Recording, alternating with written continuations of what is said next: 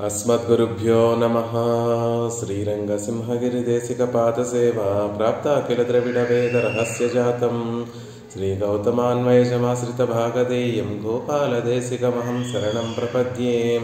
श्रीमद्गौतमवंशनायकमणेर्गोपालसूरेसुतं तत्पादाम्बुजलब्धयुग्मनिगमान्तार्थं सुशीलं सदा सद्विद्याविनयादिसद्गुणनिधिं स्वाचार्यनिष्ठान्वितं वंदे वैष्णवभूषणं तमनघं श्रीरङ्गरामानुजं कौशिकान्वयसञ्जातं वेङ्कटार्यतनूभवं वेदान्ताचार्यसच्शिष्यं मुडैवर्लुगुरुं भजे। श्रीशैलेश इत्यादि प्रणतोऽस्मि नित्यं। श्रीपराशरभट्टार्यः श्रीरङ्गेशपुरोहितः श्रीवत्साङ्कसुतः श्रीमान् श्रेयसे मेस्तु भूयसे। उल्लासपल्लवितपालितसप्तलोकी निर्वाहकोरकितनेमकटाक्षलीलां श्रीरङ्गहर्म्यदलमङ्गलदीपरेखां श्रीरङ्गराजमहिषीं श्रियमाश्रयामः। नमः श्रीरङ्गनायक्यै यद्भ्रूविभ्रमभेदतः ईशेषितव्यवैषम्यनिम्नोन्नतमिदं जगत् श्रीस्तनाभरणं तेजः श्रीरङ्गेशयमाश्रये చింతామణిమివోద్భాంతం ఉత్సంగే అనంతభోగినః।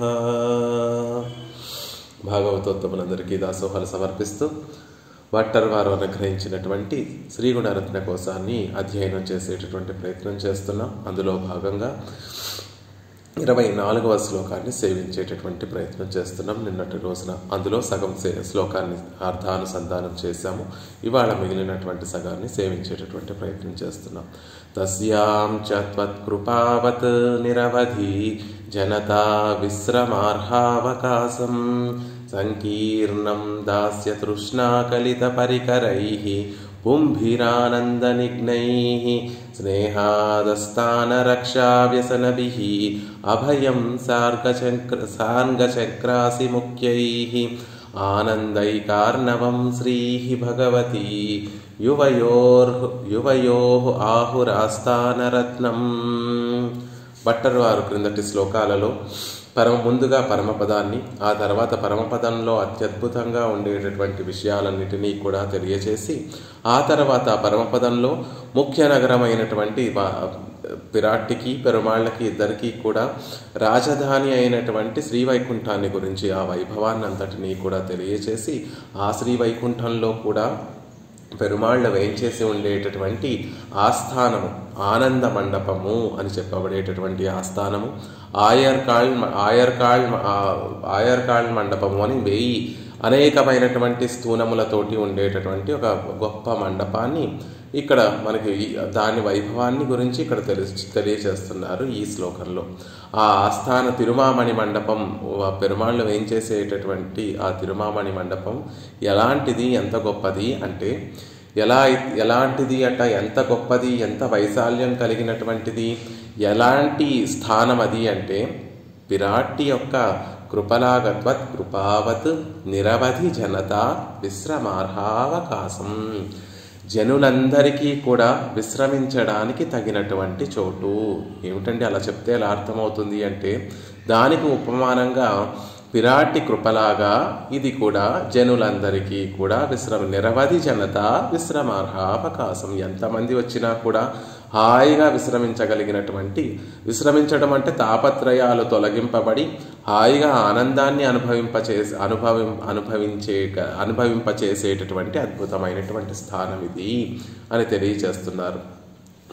ఈ జీవుడు సంసారం వలయంలో చిక్కుకున్నటువంటి ఈ జీవుడు కర్మానుగుణంగా వచ్చేటటువంటి సుఖము దుఃఖము అనేటటువంటి క్లేశములను అనుభవిస్తూ ఉన్నటువంటి ఈ జీవుడు ఎప్పుడైతే ముక్తిని పొందుతాడో అప్పుడు ముక్త పురుషుడై ఆ క్లేశములన్నీ కూడా తొలగింపబడి హాయిగా తిరుమామణి మండపంలో పెరుమాళ్ళకి కైంకర్యం చేస్తూ తజ్జనితమైనటువంటి ఆనందాన్ని అనుభవిస్తూ ఉంటాడు. అందుకని అది విశ్రమార్హావకాశం, విశ్రమించడానికి తగినటువంటి చోటు అని చెప్తున్నారు. అది ఎలా ఉంటుంది, దానికి ఒక ఉపమానం చెప్పండి అంటే, శ్రీరంగనాయకి యొక్క కృప ఎలా అయితే మన తాపత్రయములన్నిటినీ కూడా పోగొట్టి ఆ అమృత వర్షంని మరిపించేటటువంటి ఆ కృపా కటాక్షములు మనకి ఎలా అయితే ఆనందాన్ని కలగచేస్తాయో అలా త్వత్ కృపావత్, నీ కృపలాగా తల్లి ఆ తిరుమామణి మండపం కూడా అంత గొప్పదైనటువంటి స్థలము.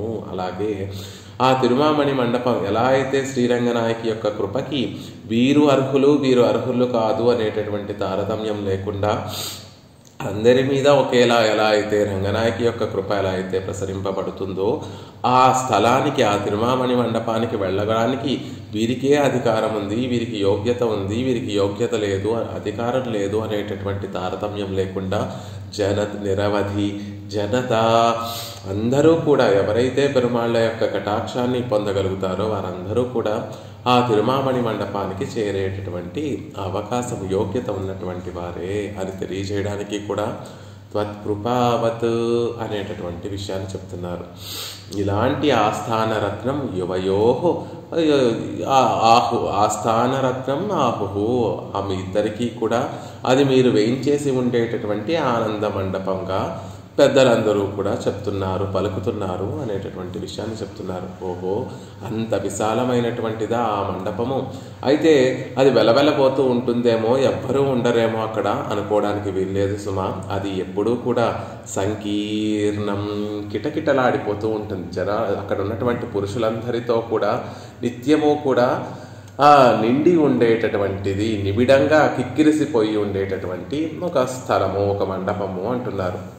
శ్రీరంగంలో సేర్తి ఉత్సవం జరుగుతుంది అంటే ఎప్పుడో సంవత్సరానికి ఒక రోజు వచ్చేటటువంటి సేర్తి ఉత్సవాన్ని సేవించడానికి ఎలా అయితే లోకల్లో ఉన్నటువంటి నలుమూలల నుండి జనం ఎలా అయితే తండోపతండాలుగా చేరిపోయి ఎక్కడైతే సేర్తి ఉత్సవం జరుగుతూ ఉంటుందో ఆ మండపం దగ్గర అందరూ కూడా ఎలా అయితే చోటు దొరికితే చాలు అన్నట్టుగా ఎలా అయితే కూర్చొని ఆ సేర్తి ఉత్సవాన్ని సేవించడానికి సిద్ధపడిపోతూ ఉంటారో అక్కడ పెరుమాళ్ళకి కైంకర్యం చేయడానికి అక్కడ ఉన్నటువంటి పురుషులందరూ కూడా ఆ మండపంలోకి అలా ప్రవేశిస్తూ ఉంటారండి. అందుకే అక్కడ ఉన్న ఆ మండపం అంతా కూడా ఆ పురుషులతోటి నిండిపోయి ఉంటుంది. ఎవరా పురుషులు అంటే దాస్య తృష్ణాకలిత పరికరై ఆనంద నిగ్నై పుంభి, దాస్య తృష్ణాకలిత పరికరై, పెరుమాళ్ళకి కైంకర్యం చెయ్యాలి అనేటటువంటి తృష్ణ, ఆ దాహంతో ఆర్తితోటి నిత్యము కూడా కైంకర్యానికి ఉపయోగపడేటటువంటి పరికరములు ధరించినటువంటి వారు నిత్యము ఆ నిత్యులు ముక్తుల యొక్క శ్రీహస్తాలను మనం గనక సేవిస్తే ఏదో ఒక దాస్యానికి కైంకర్యం చేయడానికి తగినటువంటి సాధనములు ఎప్పుడూ కూడా పుచ్చుకున్నటువంటి వారు. అలా ఎప్పుడూ కైంకర్యానికి సిద్ధపడుతూ ఆ పరిక్రమలను పుచ్చుకొని ఉన్నటువంటి వారు ఆనంద నిగ్నై, నిత్యము ఆనందంతో ఆ కైంకర్యాన్ని చేసేటటువంటి వారు. పెరుమాళ్ళకి కైంకర్యం చేస్తే ఏది నిజమైనటువంటి పరమపదము, ఏది నిజమైనటువంటి పురుషార్థము అంటే పరమపదం చేరటం పురుషార్థము కాదు. అక్కడికి చేరటం దేనికి అంటే పెరుమాళ్ళకి ఆనందంగా కైంకర్యం చేయొచ్చు కాబట్టి. ఆనందంగా అంటే ఎప్పుడు కలుగుతుంది ఆనందం అంటే భగవద్ అనుభవ జనిత ప్రీతికారిత కైంకర్యం చేస్తే అప్పుడు పెరుమాళ్ళు మనం చేసినటువంటి కైంకర్యాన్ని చూసి ఆనందిస్తూ ఉంటే ఆ ఆనందాన్ని అనుభవించడమే జీవుని యొక్క స్వరూపం. అక్కడికి పరమపదం వెళ్ళగానే మన స్వరూపం అనేటటువంటిది సిద్ధిస్తుంది, మన స్వరూపం అనేటటువంటిది మనకి ఆవిర్భవిస్తుంది. అప్పటి వరకు ప్రకృతి సంబంధంతో మరుగున పడిపోయినటువంటి స్వస్వరూపము పరమపదాన్ని చూడగానే మనకి ఆ స్వరూపం ఆవిర్భవిస్తుంది. అష్టగుణములు ఆవిర్భవిస్తాయి, జీవుని యొక్క స్వస్వరూపము జీవుడికి ఆవిర్భవిస్తుంది. కానీ ఆ స్వరూపం నిలబడాలి అంటే కించిత్ కార్యం, ఏదైనా ఒక చిన్న కైంకర్యం చేస్తే తప్ప ఆ స్వరూపం నిలబడదు. కాబట్టి అక్కడికి వెళ్ళినటువంటి జీవులందరూ కూడా శేషత్వమే స్వరూపము అని తెలిసినటువంటి జ్ఞానం కలిగినటువంటి వారు కాబట్టి నిత్యము కూడా పెరుమాళ్ళకి దాస్యం చేయడానికి సిద్ధపడుతూ ఉంటారు. ఆ దాస్యము దుఃఖరూపంగా ఉండదండి, ఆ దాస్యము ఆనందాన్ని కలిగించేటటువంటిదిగా ఉంటుంది అని తెలియచేస్తూ ఆనంద నిగ్నై, వారు చేసేటటువంటి కైంకర్యాన్ని చూసి పెరుమాళ్ళు సంతోషిస్తూ ఉంటే తజ్జనితమైనటువంటి ప్రీతితోటి ఈ జీవుడు కూడా ఆనందపడిపోతూ ఉంటాడు అనేటటువంటి విషయాన్ని చాలా అందంగా చెప్తున్నారు. కైంకర్యంలో తేడాలు ఉండొచ్చు, అక్కడ ఒక్కొక్కరు ఒక్కొక్క కైంకర్యం చేస్తూ ఉండొచ్చు, కానీ కలిగేటటువంటి ఆనందంలో మాత్రం ఎటువంటి తారతమ్యములు ఉండదు. అక్కడ ఉండేటటువంటి వారందరూ కూడా ఒకే విధమైనటువంటి ఆనందాన్ని అనుభవిస్తూ ఉంటారు. మనం చూడండి, ఏదైనా కోవెలకు వెళ్తే కొంతమంది పూమాలికలు కట్టి పెరుమాళ్ళకి సమర్పించేటటువంటి కైంకర్యాన్ని స్వీకరిస్తూ ఉంటారు. కొంతమంది తులసి దళాలు చక్కగా వేరు చేసి పెరుమాళ్ళకి ఇచ్చేటటువంటి కైంకర్యాలు సమర్పిస్తుంటారు. కొంతమంది గంధాన్ని తీసి అది పెరుమాళ్ళకి సమర్పించేటటువంటి కైంకర్యం చేస్తారు. కొంతమంది ఆ మండపాన్ని ఊడ్చి అక్కడ శుభ్రపరిచేటటువంటి కైంకర్యం చేస్తూ ఉంటారు. అందులో కూడా మనం ఏది మనకి కైంకర్యం లభిస్తే అది గొప్ప కైంకర్యంగా భావించి దాన్ని చేయడానికి సిద్ధపడాలి. కానీ ఈ కైంకర్యం గొప్పది, ఆ కైంకర్యం చిన్నది అనేటటువంటి భావన ఉండకూడదు. కైంకర్యం ఎలాంటిదైనా కూడా తజ్జనితమైనటువంటి ఆనందం అందరికీ ఒకేలా ఉంటుంది. కాబట్టి ఎందుకు అవతల స్వీకరించేటటువంటి వాడు ఆనందమయుడు, కాబట్టి స్వీకరించేటటువంటి స్వామి ఆనందమయుడు, రసస్వరూపుడు. కాబట్టి ఆయన ద్వారా కలిగేటటువంటి ఆనందము, ఇప్పుడు ఆనందం ఎలా కలుగుతుంది మనకి అంటే, మన కైంకర్యానికి ప్రతి సంబంధి అయినటువంటి స్వామి మన కైంకర్యాన్ని పుచ్చుకొని ఆయన సంతోషిస్తూ ఉంటే అప్పుడు ఆయనను చూసి మనం సంతోషపడుతున్నాం. ఆయన ఆనంద స్వరూపుడు కాబట్టి, ఆయన రసమయుడు కాబట్టి, ఆనందం ప్రసాదించేటటువంటి వాడు కాబట్టి, ఆయన ప్రసాదించేటటువంటి ఆనందము అందరి పట్ల ఒకే విధంగా ఉంటుంది. కాబట్టి ఆనందంలో తారతమ్యం లేదు అనేటటువంటి విషయాన్ని చెప్తూ ఎన్నో దానికి ఉదాహరణలు గృహీత తత్తత్ పరిచార సాధనై యమునాచార్యుల వారు అనుగ్రహించినటువంటి శ్రీ సూక్తిని, నమ్మాళ్వార్లు అనుగ్రహించినటువంటి శ్రీ సూక్తి సూట్టు నన్మాళైகள் తూయనయేంది అనేటటువంటి ఆ పాసురాలని మనకు అనుగ్రహించారు వ్యాఖ్యానంలో మహనీయులందరూ. అలా ఆనంద నిర్భరులైనటువంటి వారందరితో కూడా ఆ ప్రదేశం నిండిపోయి ఉందండి. పుంభిహి పురుషుల చేత, అంటే ముక్త పురుషులు, నిత్య పురుషుల చేత ఆ మండపం అంతా కూడా నిండిపోయి ఉంది అని చెప్తున్నారు. ఆ తర్వాత ఇంకా విశేషాలు ఏమిటి?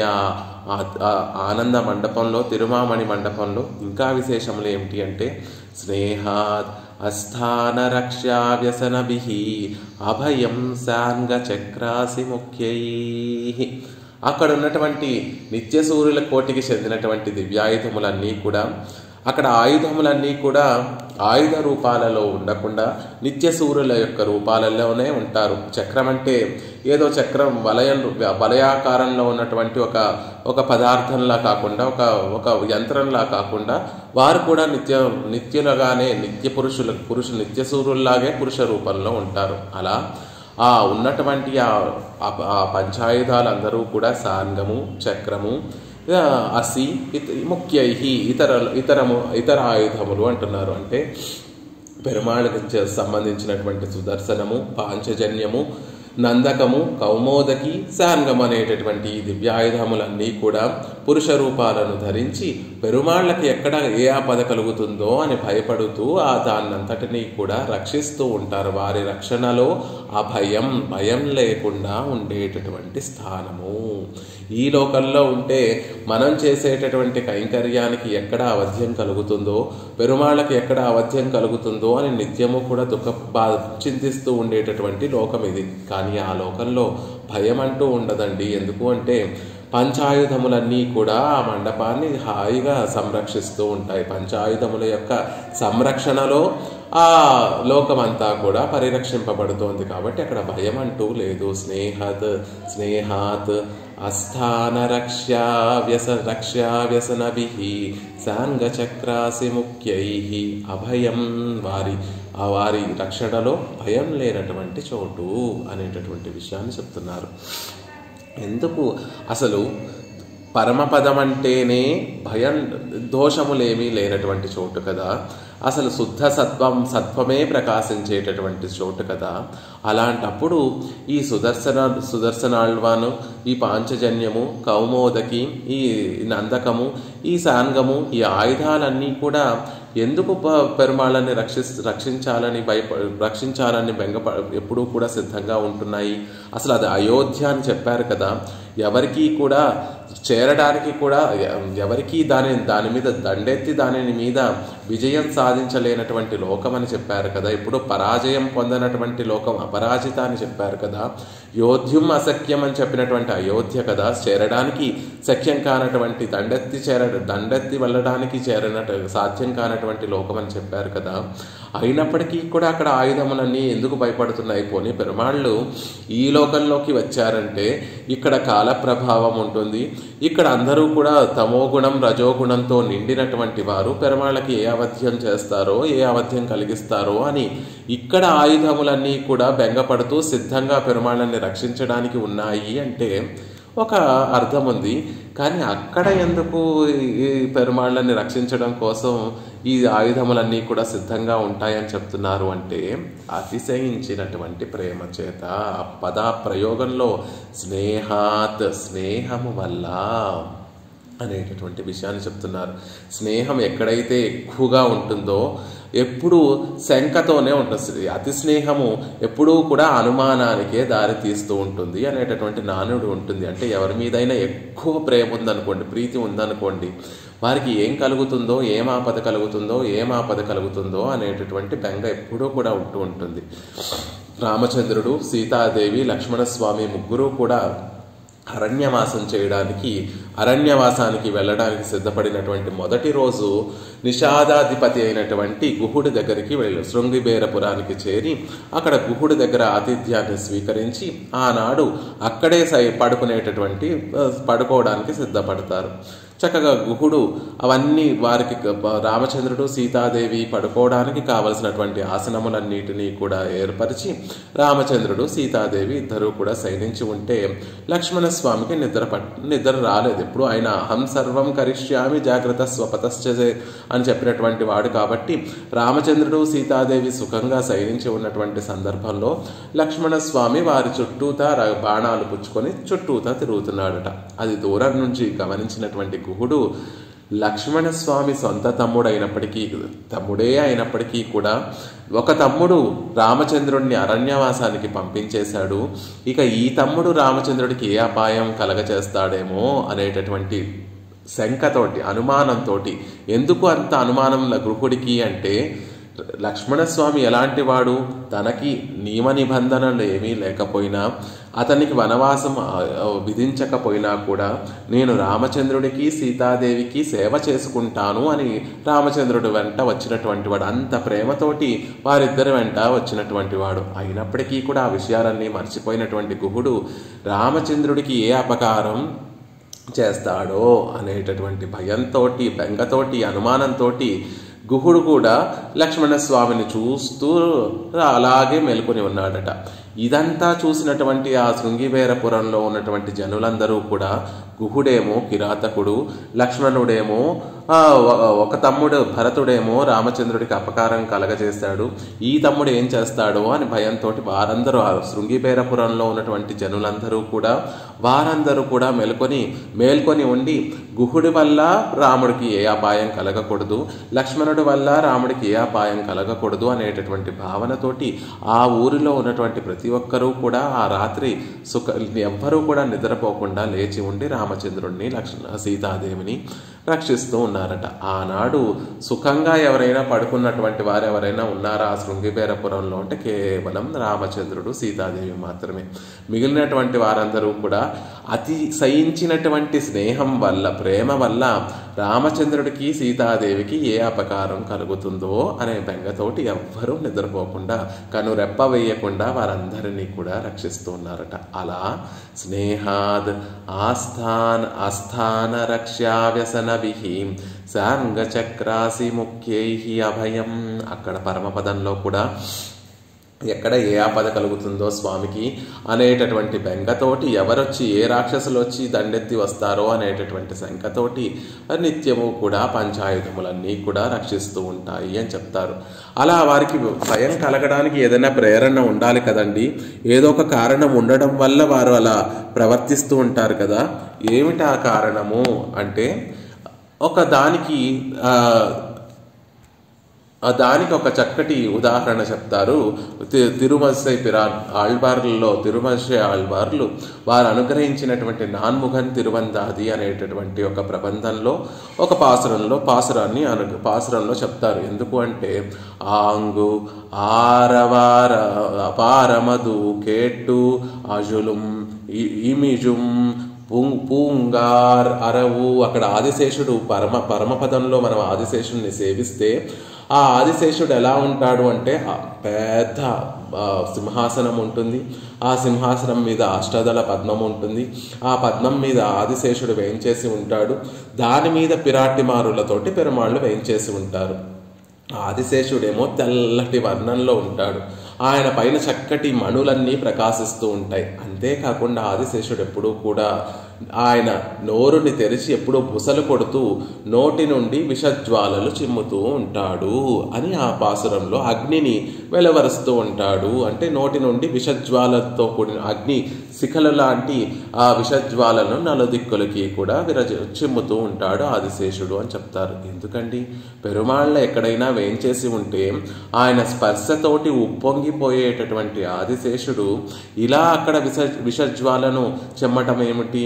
ఎవరి మీద ఈ విషజ్వాలను చెబుతున్నాడు ఆదిశేషుడు అంటే అక్కడ అందరూ కూడా నిత్యసూరులు ముక్త పురుషులు అందరూ కూడా ఏతత్ సామగాయన్నాస్తే హావు హావు హావు అని నిత్యము అక్కడ నిత్యసూరులందరూ ముక్త పురుషులందరూ కూడా పెరుమాళను సేవిస్తూ ఆ ఆనందం మనసులో ఇమడక అది బయటకి సామగానంగా ప్రవహిస్తూ ఉంటుంది. అంటే అక్కడ ఉన్నటువంటి వారందరూ కూడా నిత్యము పెరుమాళను స్తుతిస్తూ సామగానాన్ని ఆలంబిస్తూ చక్కగా పాడుతూ ఉంటారు సామగానాన్ని. అలా సామగానం చేస్తూ ఉంటే ఒకరు కాదు, ఇద్దరు కాదు, అనేక కోట్ల కోట్ల కోట్ల పురుషులందరూ కూడా ఒక్కసారిగా ఆ సామగానాన్ని చేస్తూ ఉంటే ఒక్కసారి ఆ లోకమంతా పరమపదమంతా కూడా అందరూ ఒకేసారి చేయరు కదా. అంటే కొంచెం గానం చేసిన తర్వాత అందరూ ఒకే లయంలోకి ఒకే శృతిలోకి వస్తారు. కానీ మొదట్లో ఎలా ఉంటుంది అంటే ఏదో గందరగోళం అయిపోతుంది, ఏదో శబ్దం వచ్చేస్తుంది అని ఆదిశేషుడికి ఏమనిపిస్తుంది అంటే అమ్మో రాక్షసులు ఎక్కడి నుండో రాక్షసులు పరమపదం మీదకి దండెత్తి వచ్చేస్తున్నారు, ఆ రాక్షసుల యొక్క హోరిది వారు చేసేటటువంటి ధ్వనులిది అనేటటువంటి భయంతో రాక్షసులు వస్తున్నారేమో అనేటటువంటి బెంగతోటి ఆదిశేషుడు విషజ్వాలలను చిమ్ముతూ ఉంటాడు నలుదిక్కులకి కూడా అంటారు. ఇక్కడ కూడా ఇంకొక సందేహం కలుగుతుంది మన లాంటి వారందరికీ కూడా. పరమపదం అంటే దోషరహితమైనటువంటి జ్ఞానం కలిగి ఉండేటటువంటి చోటు కదండి. అక్కడ ఉన్నటువంటి వారందరికీ కూడా అన్యథా జ్ఞానం ఉండదు కదా, జ్ఞానము చక్కటి జ్ఞానమే ఉంటుంది కదా. ఏది నిత్యసూరులు గానమో, ఏది రాక్షసుల యొక్క ధ్వని చేసేటటువంటి ధ్వనో ఆదిశేషుడికి ఆ మాత్రం తెలియదా? ఆదిశేషుడు అందరికీ అక్కడ ఉన్నటువంటి వారందరికీ కూడా ఈ భ్రమ విప్రలంబము అన్యథా జ్ఞానము లేనటువంటి చక్కటి జ్ఞానం, అయర్వరమదినలం అనేటటువంటి చక్కటి దోషాలు ఏమీ లేనటువంటి జ్ఞానం ఉంటుంది కదా. మరి ఇలా ఒకదానికి ఒకటి అనుకుంటున్నాడు, అది దోషం కాదా? అక్కడ ఉన్నటువంటి వారికి దోషం రాదా? ఇలా నిత్యసూరులు ముక్త పురుషులు చేసేటటువంటి సామగానాన్ని రాక్షసుల యొక్క అరుపులుగా, రాక్షసులు చేసేటటువంటి ధ్వనిగా ఆ ఆదిశేషుడు భావించడంలో ఆ దోషం అవుతుంది కదా. ఆయన జ్ఞానం చక్కటి జ్ఞానంగా కాకుండా దోషభూయిష్టమైనటువంటి జ్ఞానంగా పరిగణింపబడుతుంది కదా అంటే కాదు, అది ప్రీతి అతిశయించడం వల్ల కలిగినటువంటి జ్ఞానం, కలిగినటువంటి స్థితి. ఈ లోకంలో మనకి కలిగేటటువంటి అన్యథా జ్ఞానము ప్రకృతి సంబంధం వల్ల కలిగేటటువంటి జ్ఞానం అయితే, అది ప్రీతి అతిశయించడం వల్ల కలిగేటటువంటి జ్ఞానం. కాబట్టి జ్ఞాన దశలో ఎలాంటి భావన ఉంటుంది అంటే రక్షక భావము ఉంటుంది. అంటే పెరుమాళ్ళు రక్షించేటటువంటి వారు, మనం రక్షింపబడేటటువంటి వారము అనేటటువంటి ఒక స్థితి ఉంటుంది అందరికీ కూడా. అదే ప్రేమ దశలో ఎలా ఉంటుంది అంటే అది వ్యతిరేకంగా అది మారిపోతుంది. అంటే పెరుమాళ్ళు రక్షించుకోవలసినటువంటి మనం పెరుమాళ్ళని రక్షించుకోవాలి, పెరుమాళ్ళు రక్షింపబడేటటువంటి వారు. జ్ఞానదశలో ఆయన రక్షించేటటువంటి వాడు, మనం రక్షింపబడేటటువంటి వారము. ప్రేమ దశలో ఆయన రక్షింపబడేటటువంటి వాడు, మనం రక్షించేటటువంటి వారము అనేటటువంటి ఒక దశలోకి ప్రేమ, అతిశయించినటువంటి ప్రేమ వెళ్ళిపోతే అలాగే ఉంటుంది. అంతెందుకు, రోజు మనం ఇంట్లోనే చూస్తూ ఉంటాం. ఒకరోజు పిల్లవాడు బయటకు వెళ్ళి ఇంట్లో ఆడుకుంటూ ఏదో దెబ్బ తగిలించుకొని వస్తే తర్వాత రోజు నుంచి ప్రతిసారి ఆ పిల్లవాడు బయటకు వెళుతూ ఉంటే, నానా జాగ్రత్త, పరిగెత్తకు, స్లోగా పరిగెత్తకు అని రోజు చెప్తూ ఉంటాం. పోనీ ఒక 4-5 రోజుల వరకు చెప్పాము అంటే, ఏదో దెబ్బ తగిలించుకొని వచ్చాడు, 4-5 రోజులు జాగ్రత్తగా వెళ్ళు అని చెప్తూ ఉంటాం. కానీ 4-5 రోజుల వరకు కాదు. ఈసారి నుంచి ఇంకెప్పుడు వెళ్తున్నా, పిల్లవాడు ఎప్పుడు బయటకు వెళ్తున్నా కూడా జాగ్రత్త అని చెప్తూనే ఉంటాం. అది మామూలు లౌకికంగా మనకి మామూలు విషయం, మన పిల్లల విషయాల్లోనే ఇంత ప్రేమ మనం చూపిస్తూ, ఇంత స్నేహంతో, అతిశంకతోటి పిల్లవాడికి ఏం జరుగుతుందో అనేటటువంటి అనుమానంతో ఇలా ప్రవర్తిస్తూ ఉంటామే. పెరుమాళ్ల విషయంలో ఇంకా నిత్యసూరులు, ఆ ముక్త పురుషులు ఎంత గొప్ప ప్రేమగా చూస్తూ ఉంటారు. అందుకే ఇక్కడ భట్టర్వారు ఎందుకు ఇలా వీరు ప్రవర్తిస్తున్నారు అంటే, స్నేహాత్ ఆస్థాన రక్షా వ్యసనభిః, భయపడవలసినటువంటి చోటు కాదు నిజంగా, అయినప్పటికీ కూడా అస్థాన, ఎక్కడైతే బెంగపడకుండా ఉండవలసినటువంటి చోటో అయినా కూడా స్థానం కానటువంటి స్థానంలో కూడా భయంతో, అంటే పెరుమాళ్ళకి ఏదో కలుగుతుంది అనేటటువంటి బెంగతోటి, అతిశయించినటువంటి స్నేహంతో రక్షావ్యసనభిః, అక్కడ ఉన్నటువంటి నిత్యులు ముక్తులు ఎప్పుడూ వారికి ఉండేటటువంటి పని ఏమిటి, వ్యసనం ఏమిటి అంటే ఎప్పుడూ పెరుమాళ్ళని రక్షించుకోవడమే, పెరుమాళ్ళకి మంగళాశాసనం పాడడమే. ఎప్పుడు వ్యసనభిః అని అక్కడ మాట ప్రయోగము వారికి తెలిసినటువంటి పనే ఒకటండి, వ్యసనం. అక్కడ ఉన్నటువంటి వారికి వ్యసనం అంటే ఏమిటి అంటే అది చెయ్యకుండా ఉండలేనటువంటి స్థితి. వ్యసనము అని ఎప్పుడు అంటాము అంటే, అది రోజు కాఫీ తాగుతున్నాం, ఒకరోజు కాఫీ తాగకపోతే ఉండలేనటువంటి స్థితి కలిగితే అదొక వ్యసనం అయిపోయిందండి, అతని కాఫీ తాగటం ఒక వ్యసనం అయిపోయింది అంటారు.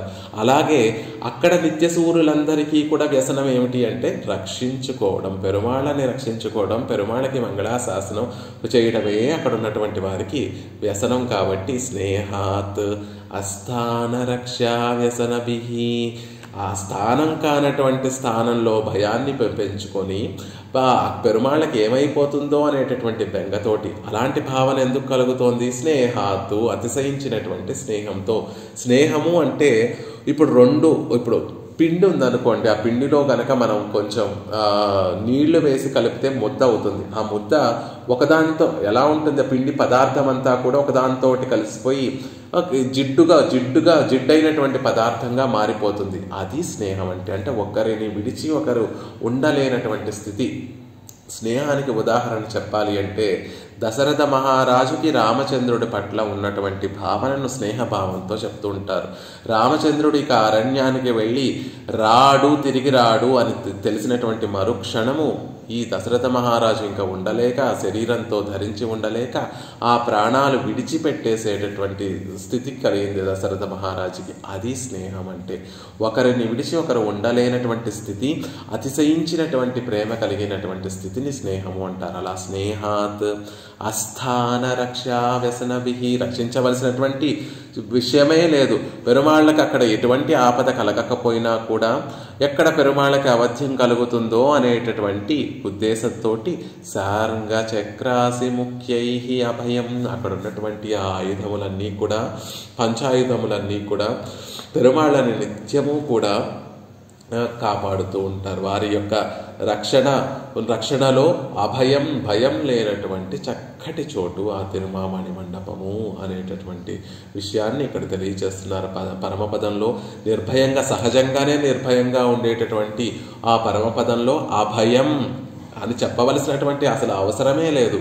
కానీ ప్రేమ వల్ల అతిశయించినటువంటి ప్రేమ వల్ల కలిగినటువంటి ఒక స్థితి వల్ల అక్కడ ఉన్నటువంటి వారందరూ కూడా జాగరూకులై నిత్యము పెరుమాళ్ళకి మంగళాశాసనం చేస్తూ, పెరుమాళ్ళకి ఎక్కడ ఏ ఆపద కలుగుతుందో అని, అసలు ఇంత మంగళాశాసనం చేయడానికి కారణం ఏమిటండి? ఇంతలా ప్రేమను చూపించడానికి కారణం ఏమిటి అంటే, ఆయన యొక్క దివ్యమంగళ విగ్రహాన్ని, పెరుమాళ్ళని అక్కడికి వెళ్ళి పరమపదానికి వెళ్ళి పిరాట్టిమారులతో కూడినటువంటి ఆ పెరుమాళ్ళని ఒక్కసారి సేవిస్తే, ఎందుకు సదా పశ్యంతి సూరయ అని చెప్తారు. ఆ నృత్యలు ముక్తులు ఎప్పుడూ కూడా పెరుమాళ్ళని రెప్ప కూడా వెయ్యకుండా అలా సేవిస్తూ ఉంటారంటే అంత సుకుమారంగా, అంత పరమభోగ్యంగా, అంత లావణ్యంతో, అంత అతిశయించినటువంటి సౌందర్యంతో పెరుమాళ్ళు అక్కడ వేయించేసి ఉంటారు. ఆ సౌందర్యము, లావణ్యము, సౌకుమార్యము కూడా ఒకసారి సేవించేస్తే ఇలాంటి అలంకారంలో మనం సేవించేశాం కదా పెరుమాళ్ళని, ఆభరణం ధరించినప్పుడు పెరుమాళ్ళని సేవించేశాం కదా అనేటటువంటి భావన కాకుండా నిత్యము అపూర్వంగా, ఆశ్చర్యంగా, ఆనందాన్ని కలిగించేటటువంటి సౌందర్యము, లావణ్యము, సౌకుమార్యము ఎప్పుడూ ప్రదర్శిస్తూ ఉండేటటువంటి స్వామి కాబట్టి అక్కడ ఉన్నటువంటి వారందరూ కూడా కన్నార్పకుండా పెరుమాళ్ళని అలా సేవిస్తూ ఎంత అనుభవించినా కూడా తృప్తి అంటూ కలగనటువంటి ఆరావముదన్ అని చెప్పబడేటటువంటి స్వామి యొక్క ఆ సహజమైనటువంటి తత్వము, స్వభావము, స్వరూపం ఎక్కడ కనిపిస్తుంది అంటే ఇక్కడ దివ్య దేశాలలో పెరుమాళ్ళను సేవించినా అదే భావన కలుగుతుంది, అక్కడ పరమపదంలో పెరుమాళ్ళను సేవించినా అదే భావన కలుగుతుంది. ఎంత ఇప్పుడు సహజంగా మనం ఒక దివ్య దేశానికి శ్రీరంగంకి వెళ్ళి 4 రోజులు శ్రీరంగంలో ఉందాం అనుకున్నాము. 4 రోజులు 4 పురప్పాళ్ళు ఉత్సవాలు జరుగుతున్నాయి. ఒకరోజు రంగనాథుడిని చూసి మరొక రోజు రంగనాథుడిని చూస్తేనే అబ్బా నిన్నటి కన్నా పెరుమాళ్ళని వాళ్ళు ఎంత అందంగా ఉన్నారు, నిన్నటి ఆ తిరుక్కోలంలో నిన్న అలంకరించినటువంటి ఆ తిరుక్కోలంలో పెరుమాళ్ళు చాలా భోగ్యంగా ఉన్నారు, కానీ ఇవాళ నిన్నటి కన్నా చాలా బాగున్నారే పెరుమాళ్ళు, నిన్న ధరింపచేసినటువంటి ఆ వస్త్రాల కన్నా ఈ రోజు ధరింపచేసినటువంటి ఈ వస్త్రాలు, మాలికలు, ఈ ఆభరణాలు ఇంకెంత బాగున్నాయి అనేటటువంటి భావన ప్రకృతి మండలంలో ఉన్నటువంటి మనకే ఇక్కడ ఉన్నటువంటి పెరుమాళ్ళను సేవిస్తేనే అలా కలుగుతూ ఉంటే ఆ నిత్య పెరుమపదంలో ఉన్నటువంటి పెరుమాళ్ళ యొక్క వైభవం మరి చెప్పవలసినటువంటి అవసరం లేదు. అలా ఆ పెరుమాళ్ళ అతిశయించినటువంటి సౌకుమార్యము, లావణ్యము, సౌందర్యంతోటి వేయించేసి ఉన్నటువంటి పెరుమాళ్ళకి ఎక్కడ ఏ అవధ్యం కలుగుతుందో అని ఆ అతిశయించినటువంటి దివ్యమంగళ విగ్రహానికి ఈడుపడినటువంటి నిత్యసూరులందరూ కూడా పెరుమాళ్ళని రక్షించుకుంటూ ఉంటారు. కాబట్టి ఆ భయం లేనటువంటి చోటు అది అనేటటువంటి విషయం, అతిశయించినటువంటి ప్రేమతోటి నిత్యము మంగళాశాసనం చేసేటటువంటి చోటది అనేటటువంటి విషయాన్ని చెప్తాను. అదే కదా తిరుపల్లాండు సేవించిన తర్వాత చివరికి మనకి కలిగేటటువంటి ఫలం ఏమిటి అంటే షూజిందు ఇరుందువర్ ఎత్తువర్ పల్లాండు, పెరుమాళ్లను చేరి పరమపదం చేరి ఆయనని నిత్యము సేవిస్తూ ఆయనకి మంగళాశాసనం పల్లాండు పాడడమే జీవుని యొక్క స్వరూపము. స్వస్వరూప ఆవిర్భావం అన్న, అక్కడికి వెళ్ళి కైంకర్యం సమర్పిస్తే ఆ స్వరూపం నిలుస్తుంది అన్న, ఇదంతా కూడా ఎలా సాధ్యమవుతుంది అంటే పల్లాండు పాడడం వల్లే. అక్కడికి వెళ్ళినటువంటి జీవుడు పెరుమాళ్ళని అన్ని వైపుల నుంచి చక్కగా పెరుమాళ్ళని సేవిస్తూ స్థిరంగా అక్కడే ఉండి మళ్ళీ నచ పునరావర్తతే అని మళ్ళీ తిరిగి రాకుండా, ఈ లోకానికి తిరిగి రాకుండా ఇరుందువర్ అక్కడే ఉండి నిత్యము పెరుమాళ్ళకి మంగళాశాసనం శాశ్వతంగా నిరవచ్ఛిన్నంగా పెరుమాళ్ళకి మంగళాశాసనం చేయడమే జీవుని యొక్క స్వరూపము. అలా నిత్యము అక్కడ మంగళాశాసనం, అభయం నిత్య మంగళాశాసనం జరిగేటటువంటి చోటు. స్నేహాత్ అస్థాన రక్షావ్యసనభిః అభయం సాంగ చక్రాసి ముఖ్యై అక్కడ ఉన్నటువంటి దివ్యాయుధములన్నీ కూడా నిత్యము కూడా పెరుమాళ్ళని రక్షించుకునేటటువంటి చోటు. ఇన్ని మాటలు కాదండి, అది ఎలాంటిది ఆ పరమపదం అంటే ఆనందైకార్ణవం, పెద్ద సముద్రం అండి. ఆ సముద్రం కూడా మా అలలతో కూడిన ఉప్పు సముద్రంలాగా ఇలాంటి సముద్రం కాదు, ఆర్ణవము, ఆనందం అనేటటువంటి ఒకే ఒక గుణం కలిగినటువంటి ఆ సముద్రం అది. ఆనందైకార్ణవం, ఆనందమే అపరిచ్ఛిన్నమైనటువంటి ఆనందం అనేటటువంటి సంపద తప్ప వేరొకటి లేనటువంటి చోటు. ఆర్ణవము, అక్కడ ప్రయోగము ఆనంద ఏక ఆర్ణవము అనేటటువంటి 3 పదాలను కలిపి ఆనందైకార్ణవము అంటున్నారు. ఆ ఏక అవధారణ ఏం తెలియజేస్తుంది అంటే ఆనందం తప్ప మరొకటి లేదు ఆ చోటులో అనేటటువంటి విషయాన్ని చెప్తున్నారు. రసస్వరూపుడైనటువంటి స్వామి, వైభవాలు ఇంత గొప్ప వైభవం కలిగినటువంటి పిరాటిమారులు, ఎటు చూసినా కూడా పెరుమాళ్ల పట్ల ప్రీతి కలిగినటువంటి భాగవతోత్తములు, వారందరితో కూడా ఇక్కడ ఒక గోష్ఠిలో వెళ్ళి వేదమంత్రాలు ఒక పక్కన వైదికులందరూ వేదమంత్రాలను అధ్యయనం చేస్తూ, ఒక పక్కన భాగవతోత్తములందరూ కూడా దివ్య ప్రబంధాలన్నింటినీ గానం చేస్తూ ఉంటే, ఆ చిన్న ఉత్సవాన్ని చూస్తేనే దివ్యదేశానికి వెళ్ళి ఏదో ఒక సేవలో మనం పాల్గొని అక్కడ వారందరూ దివ్య ప్రబంధాన్ని పాడుతూ ఉంటే, ఒక పక్కన సంస్కృత వేదాన్ని కొంతమంది అధ్యయనం చేస్తూ ఉంటే, అక్కడ అర్చకులు పెరుమాళ్ళకి ఉపచారములు చేస్తూ ఉంటే, చుట్టూతా మన భాగవతోత్తములతో ఉంటే, అలా పెరుమాళ్ళను ఒక క్షణం మనం ఒక సమయం, ఒక అరగంటో గంటో పెరుమాళ్ళని అలా సేవిస్తేనే మనసంతా కూడా తెలియనటువంటి ఆనందంతో, అద్భుతమైనటువంటి ఆనందంతో నిండిపోతుంది. అదే నిత్యము కూడా అక్కడ ఉన్నటువంటి నిత్యులు ముక్తులు వేదాధ్యయనం చేస్తూ, ఒక పక్కన దివ్య ప్రబంధాలను పాడుతూ, ఎవరికి తగినటువంటి ఉపచారములన్నీ వారు సమర్పిస్తూ ఉంటే, వారందరితో కలిసి మనం కూడా పెరుమాళ్ళను సేవిస్తూ ఉంటే ఆనందం కాక ఇంకేముంటుంది. ఆనంద ఏకా ఆర్ణవం, ఆనందం అనేటటువంటి సముద్రం అండి అనేటటువంటి విషయాన్ని చెప్తున్నారు. అర్ణవము అని చెప్పడంలో ఆంతర్యం ఏమిటి అంటే, సముద్రానికి ఎలా అయితే హద్దులు ఉండవో అక్కడ ఆనందానికి కూడా హద్దులు లేవు. పెరుమాళ్ళ యొక్క ఆనందం ఎలా అయితే మనం కొలవలేమో, ఆయన అనుగ్రహించేటటువంటి ఆనందం, ఆయన అనుభవింపచేసేటటువంటి ఆ ఆనందానికి కూడా హద్దులు లేవు, దానికి కొలమానాలు లేవు. సముద్రానికి ఎలా అయితే ఎల్లలు ఉండవో, ఇక్కడ కూడా పెరుమాళ్ళ వేయించేసి ఉండేటటువంటి ఆ స్థానంలో కలిగేటటువంటి ఆ అనుభవానికి కూడా ఎల్లలు లేవు. ఆనందం అనేటటువంటి అనుభవానికి కూడా ఆ ఎల్లలు హద్దులు లేవు అనేటటువంటి విషయాన్ని చెప్తున్నారు. అంతేకాదండి, లోతు ఎంత ఉంటుందో తెలియదు. సముద్రంలో ఎలా అయితే అనేక విషయములతో కూడి తన లోపల ఉంచుకున్నటువంటిది ఎలా అవుతుందో, లోతు ఎంత ఉంటుందో తెలియకుండా అనేకమైనటువంటి విలువైనటువంటి రత్నములను వజ్రములను అన్నీ కూడా లోపల కలిగినటువంటిది సముద్రం. ఇక్కడ కూడా పెరుమాళ్ళను అనుభవింపచేసేటటువంటి ఆనందంలో హద్దు తెలియదు, లోతు తెలియదు. అది నిత్యము కూడా నవనూతనంగా ఆశ్చర్యకరంగా ఉంటుంది అనేటటువంటి విషయాన్ని తెలియచేయడం కోసం ఆనంద ఏకార్ణవం, అలా నిరతిశయమైనటువంటి ఆనందం ఇచ్చేటటువంటి చోటు, ఎప్పుడూ అపూర్వంగా ఉండేటటువంటి ఆనందాన్ని ఇచ్చేటటువంటి చోటు. అందుకే మహనీయులందరూ కూడా దీన్ని ఆస్థానం, ఆనందమయం, ఆ తిరుమామణి మండపాన్ని ఆనందమయమైనటువంటి చోటు అని పట్టర్వారే శ్రీరంగరాజస్తవంలో చెప్తారు. ఆనందమయ విమాన మణి మండపం అని మనవాళ్ళ మామూలు కూడా ఆనందమయ విమాన మణిమండపము అని ఆ తిరుమామణి మండపాన్ని చెప్తారు.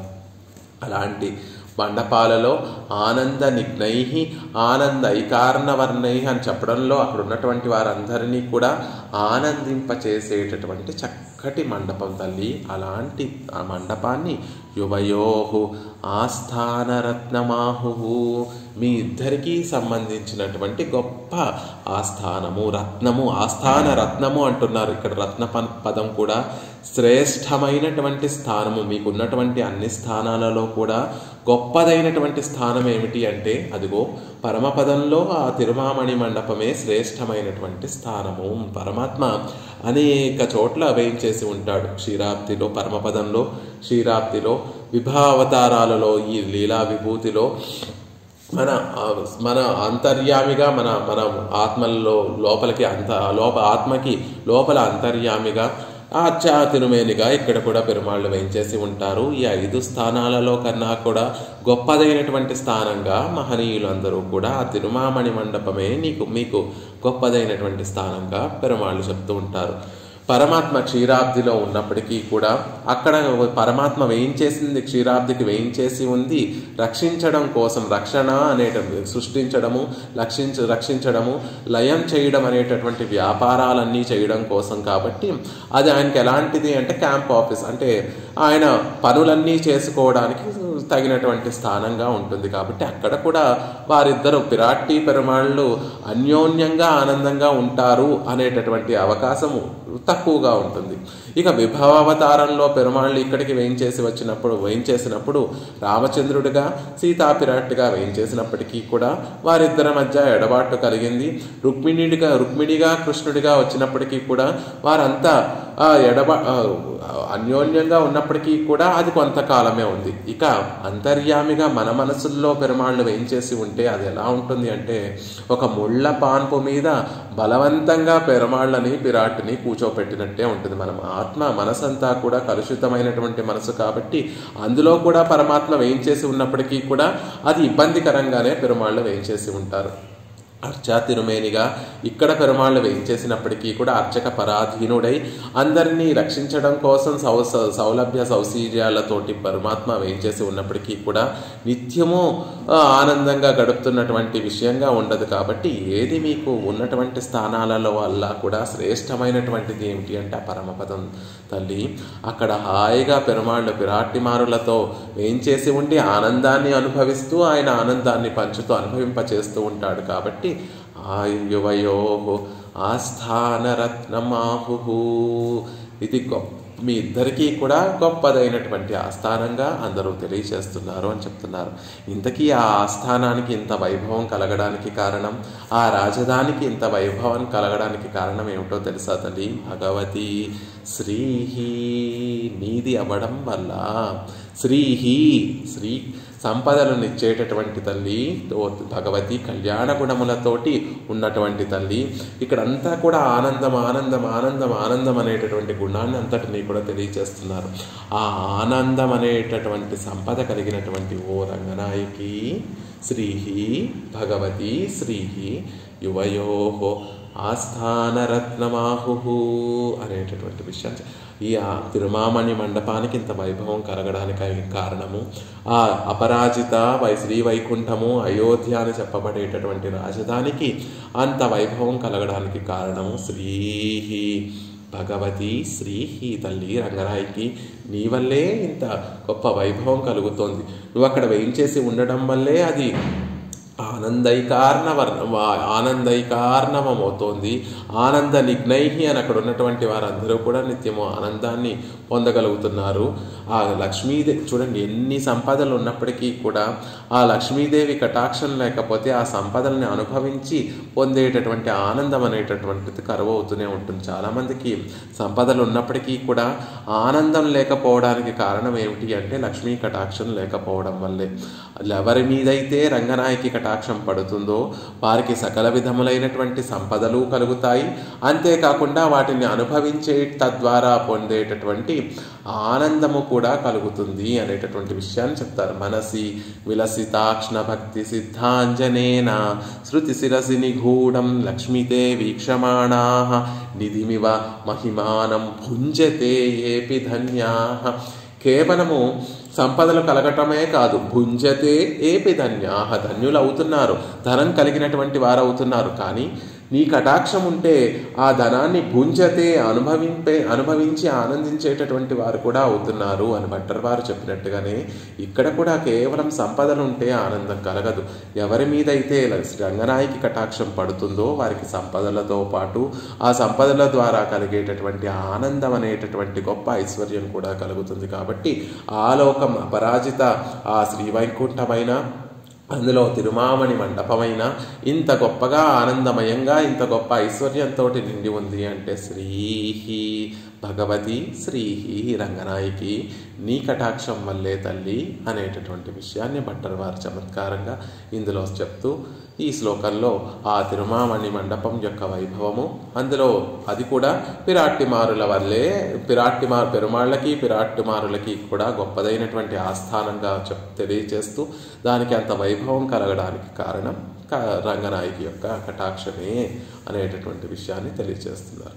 తస్యాం చ త్వత్కృపావత్ నిరవధి జనతా విశ్రమార్హావకాశం సంకీర్ణం దాస్య తృష్ణా కలిత పరికరైః పుంభిః ఆనంద నిఘ్నైః స్నేహాదాస్థాన రక్ష్యా వ్యసనభిర్ అభయం సాంగచక్రాసి ముఖ్యైః ఆనందైకార్ణవం శ్రీర్భగవతి యువయోరాహురాస్థానరత్నం.